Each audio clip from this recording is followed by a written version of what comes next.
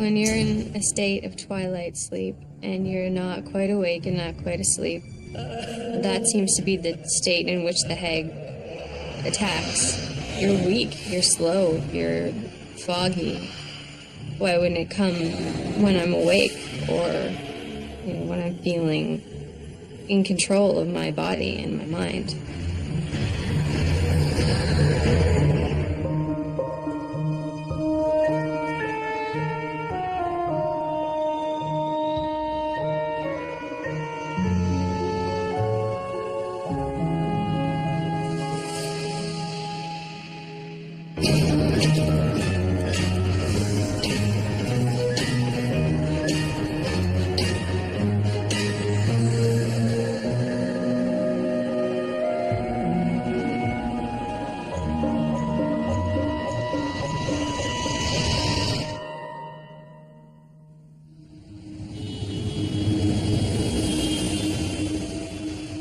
I left home very young because my parents, my mother couldn't handle me, and I spent like 4 years in and out of the CAS, and I ran away a lot. I lived on the street, and I was a tough kid, but it was my own decisions that put me there. So I learned the hard way.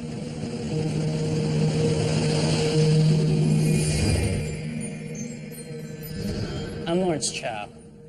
Today in Ghostly Encounters, we meet Kat, a woman who knows all too well the European folklore that spawned the term hag-ridden. Folklore describing witches that climb onto sleeping humans to terrify and sometimes to kill. Kat's trouble started when she was young. She came from a dysfunctional family, had a baby at 18, and spiraled into an obsession that nearly took her life. I first started having anorexic symptoms when I was about 14 years old, and it progressed slowly over time. I was at a point where I was so malnourished that my hair was falling out. My nails were falling off.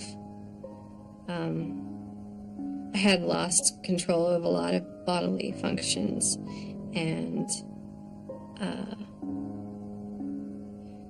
if you had asked me, what's your name, it would take me like 5 minutes to answer you because I was just so starved. I was so gone. I was not a human anymore. I was a shell of a person. And my heart was weak, my kidneys were failing, and I could barely walk around without falling over or wheezing from the effort that it took. That was when I was at my lowest, and that was when I started experiencing the hag.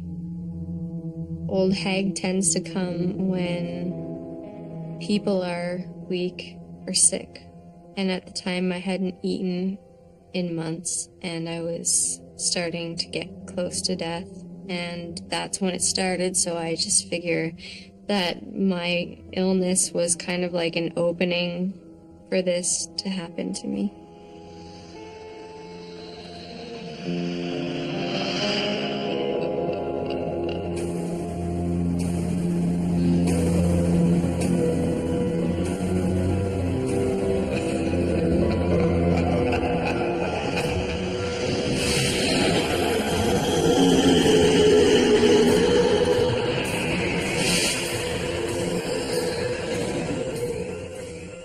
The first time it happened, I was sleeping and woke up because I felt a hand on my leg, and I realized that I couldn't move. And I remember looking down at my leg and feeling a hand and not seeing it, and I kind of panicked, but I couldn't even yell or scream because my vocal cords were paralyzed, and then I just drifted back to sleep. It was so fleeting and so strange that I never expected to ever experience something like that again. So then when I did, it was pretty shocking.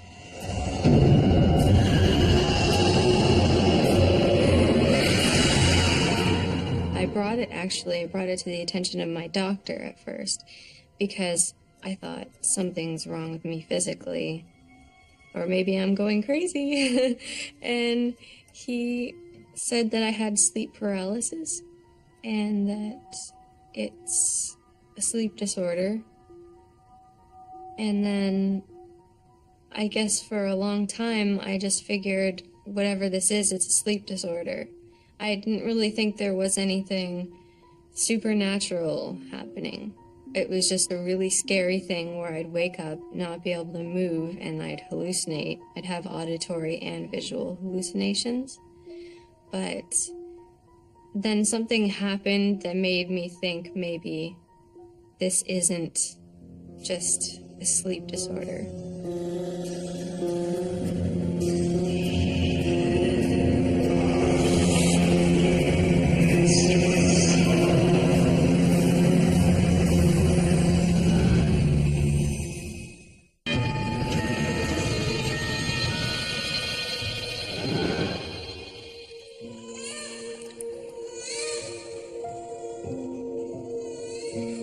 I got married to my daughter's father, but him and I split up, and she and I had to live, what's the nice word for it? We had to live in a hellhole with bugs and crackheads and guns and drugs, and I was on welfare, and I had nothing. I just had her and me, and trying to recover from the eating disorder and this thing attacking me in my sleep, and I just was at my very lowest at that point. So I gave my daughter to my mother, and I asked her to take care of her so I could go to school. My daughter definitely saved my life because I was barely wanting to eat when I got pregnant, and then I had another reason to eat. She was another person that I was responsible for, and so I ate for her, not for myself. And she really pulled me out of something that I think would have killed me a long time ago if it wasn't for her. But it's a battle I still fight every day.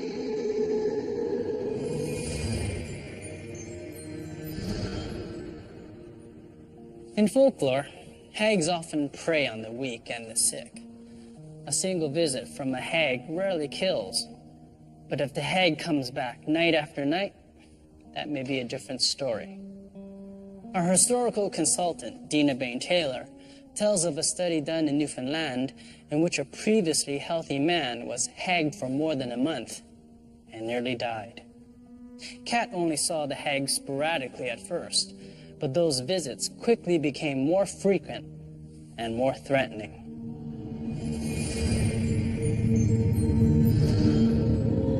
It just became this regular kind of, I would wake up, I can't move, and I would see somebody standing out of the corner of my eye, like a black shape, like somebody's leg and hip, and I felt like if I could just move my head over a little bit, I could see who it is. And by the time I can move my head, it's gone and over. So, but I have this feeling like this weight, like I'm being held down. It feels like so malevolent, so scary. When you're in a state of twilight sleep and you're not quite awake and not quite asleep, that seems to be the state in which the hag attacks. You're weak, you're slow, you're foggy.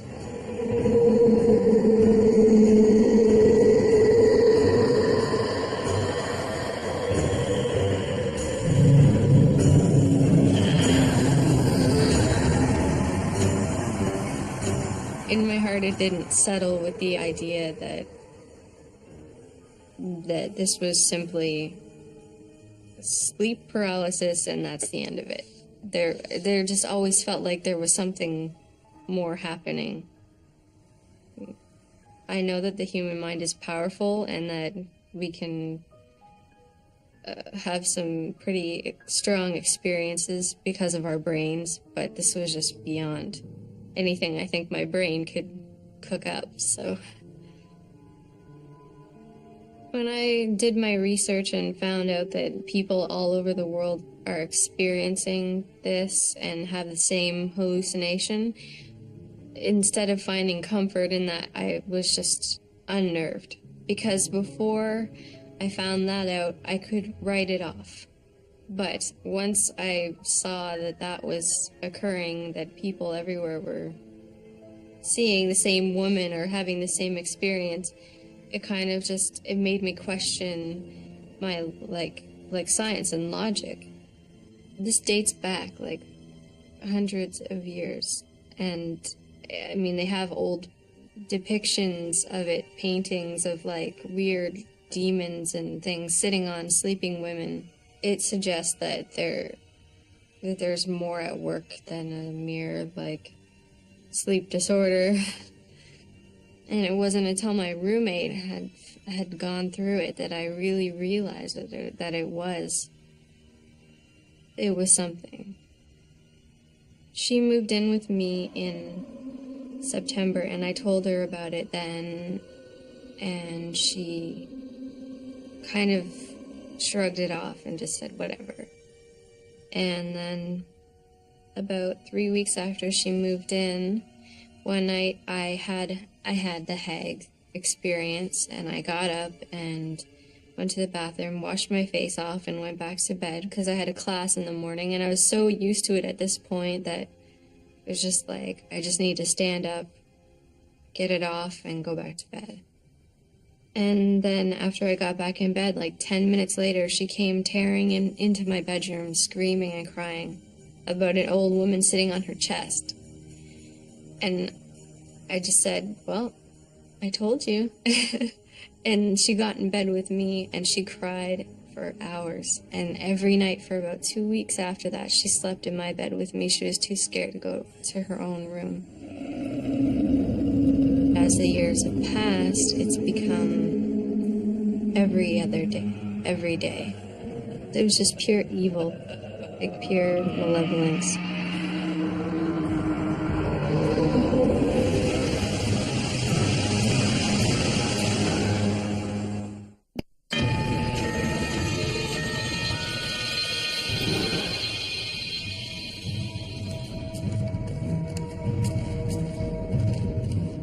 I woke up and I heard running in my kitchen.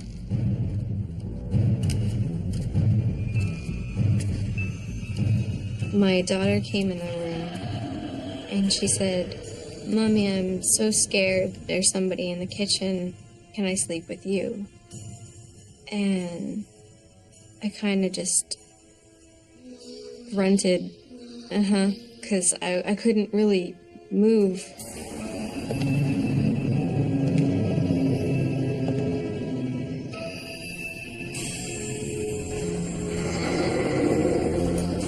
I snapped out of the paralysis, and she wasn't there. She wasn't even at my house at the time. She was staying with my mom. I felt so terrified because this was my child being presented to me, and she was talking to me, and I felt really violated, like, this is a family member, but it's not even them. It's something that looks like them, sounds like them, but it's not them. It was a really horrible feeling. It was just like, it was just pure evil, like pure malevolence.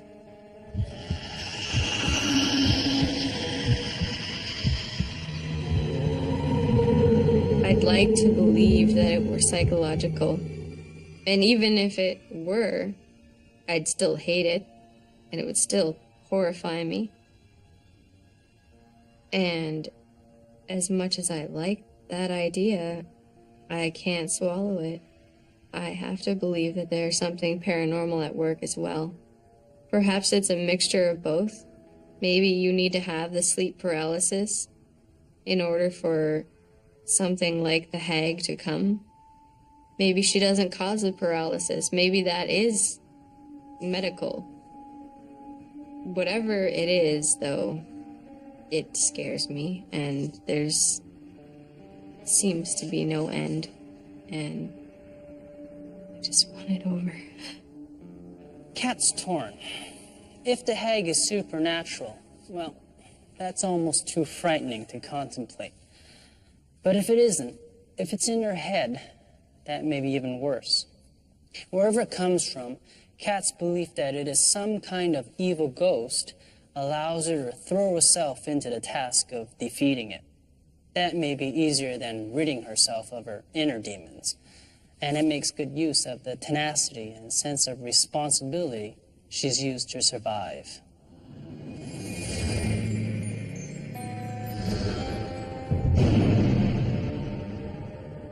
It was very sporadic, maybe once every month, maybe once every 2 months. But as the years have passed, it's become every other day, every day. I've tried sleeping aids, I've tried prescription sleeping aids, even my doctor gave me, but I find that all that does is it makes it harder for me to pull myself up and out of it when it happens. I stay awake. It's the only thing that I can do. I eat coffee, I drink pot after pot of tea. When I do sleep, I sleep with my lights on. I sleep with the television. My dog, my cat, anything I can get just to keep me calm. Just to keep me safe. I have a cordless phone, I keep it right beside me because at night, if it gets really bad and I have a really bad one, I will call my friends and say, come over and stay here because I can't be alone, because I live alone. I vacuum at like 4 o'clock in the morning and dust and have the cleanest apartment in Mississauga because I'm always up doing something just to keep myself busy.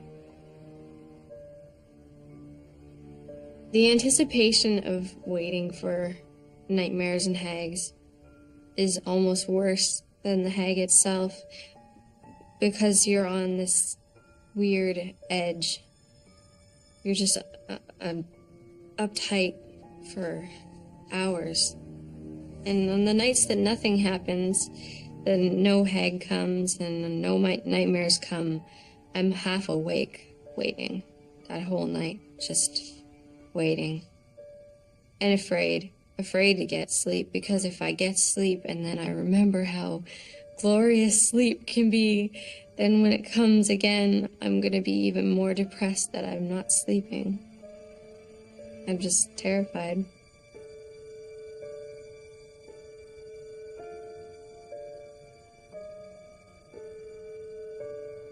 Three nights ago, I had the worst old hag experience I've ever had in my life.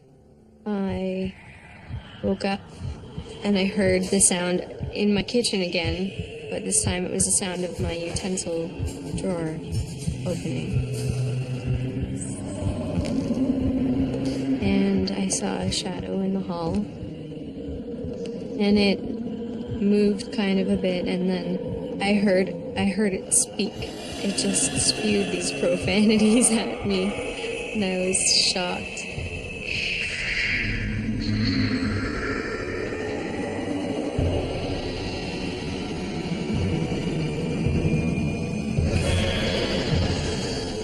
It felt like somebody was pushing my head down into the pillow, and I couldn't breathe, and it took me it took a lot to fight and get myself moving again so that I could lift my head, and that really scared me. Anorexia is a devastating disease that completely eats your mind away. And that's, I guess, where it might be a little bit similar to the hag experience, because the hag experience does eat your mind because you're not sleeping. And sleep deprivation can make you feel really confused and slow and stupid, a lot like starving.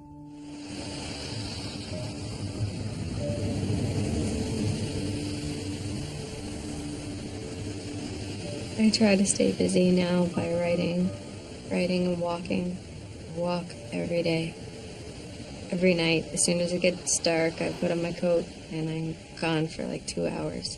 Just wander the neighborhoods, thinking. I cannot imagine what life would be like without the hag.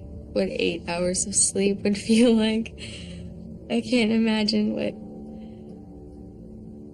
going to sleep and being comfortable in my bed and not terrified would be like. To feel the pillows and the blankets and the warmth and feel safe. I'm stronger than the hag. There's absolutely no doubt in my mind. My daughter gives me the strength to keep going and survive. I just feel like I have to be good for her, just for her.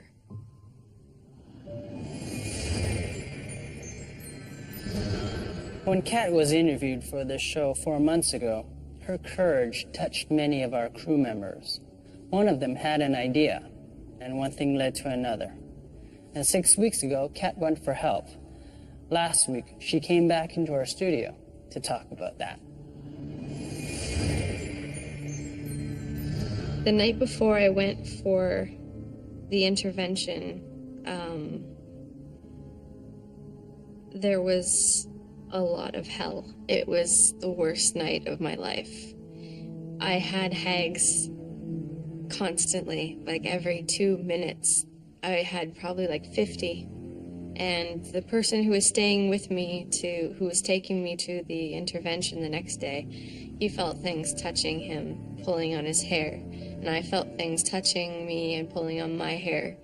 And my pets were going crazy, running around the apartment, barking and meowing, and just, they wouldn't settle down. And I had visions and I was seeing things, and just, it was like the entity knew it had to leave, and it was using every last bit of energy it had left to try to scare me out of going to get help.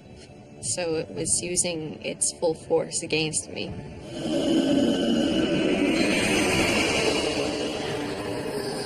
It doesn't make sense with the amount of resistance I had the night before and the amount of change that happened to me over the period of an hour the day of. There's absolutely no way that it was psychological. I have to look at it and be honest and say it was 100% spiritual. Despite the terror of that night, Kat was undaunted. The next day, she got in the car and traveled 3 hours from home, chasing the hope that she could finally rid herself of the hag. She underwent a North American shamanic intervention. It was a process steeped in ritual, and as you can see, it was the ammunition Kat needed to fight the hag. It felt like morphine or something, some kind of like overpowering drug. I just felt my like I had vertigo, and I felt this pain, and I just like felt like screaming, and they said just scream and let it out because that's part of it. And I remember saying, I feel like you're pulling things out of me, and they said that's because we are. And I cried a lot, and then it was only about 3 minutes of that, and then all of a sudden this warmth came into me, this beautiful warmth, and I felt so calm and peaceful. I feel like so good sleeping. It's just amazing. Sleep is so... I can't explain it. It's just been the most beautiful experience for me. Going to bed at night with a smile on my face as opposed to clutching my blankets in fear. is made the biggest difference. It has made a huge difference in my life, and I just feel like a brand new person.